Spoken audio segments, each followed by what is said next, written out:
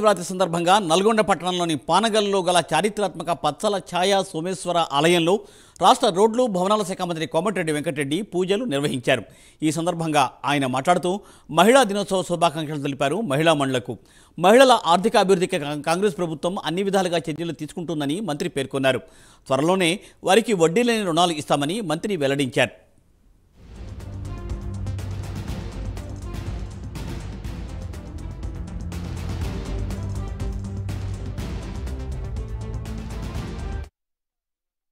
మహిళా దినోత్సవం రావడం తప్పకుండా మా ప్రభుత్వం చూశారు. ఇవాళ 23 కోట్ల మంది మహిళలు ఇవాళ గత 3 మాసాల 90 రోజుల్లోనే ఇవాళ ఉచితంగా ఆర్టీసీలో బస్సుల్లో ప్రయాణం చేసి దేవాలయాల్లో దేవుణ్ణి దర్శించుకోవడం, పెళ్ళిళ్ళకు వెళ్ళడం, సొంత పనులకు వెళ్ళడం బహుశా ఎవరికి ఆలోచన రాకుండొచ్చు మహిళలకు.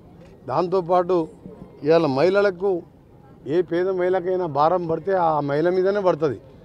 పిల్లలకు అన్నం పెట్టాలి, పిల్లలకు మంచి చదువులు చదివించాలి, ఆ భారాన్ని గురించి కొద్దిగా విముక్తి కలిగాలని చెప్పి 2 మహిళలకు సంబంధించిన మగవారు భర్తలు సంపాదించిన దాని మీద దాన్ని సర్దుకుపోవాల్సిన బాధ్యత మహిళ మీద ఉంటుంది.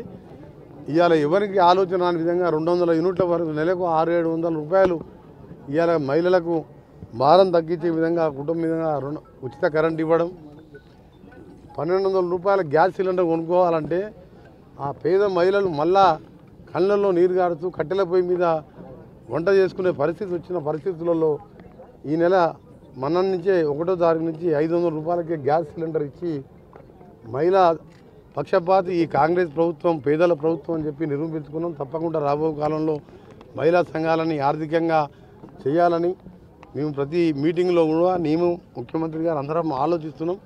ప్రతి మహిళని మహిళా సంఘాలని ఆర్థిక పరిపుష్టి తీసుకొచ్చి గతంలో మాదిరిగా వడ్డీ లేని రుణాలు ఇచ్చి ప్రతి మహిళని కోటీశ్వరులను చేయాలనే లక్ష్యంతో మా ప్రణాళిక ఉండబోతున్నది.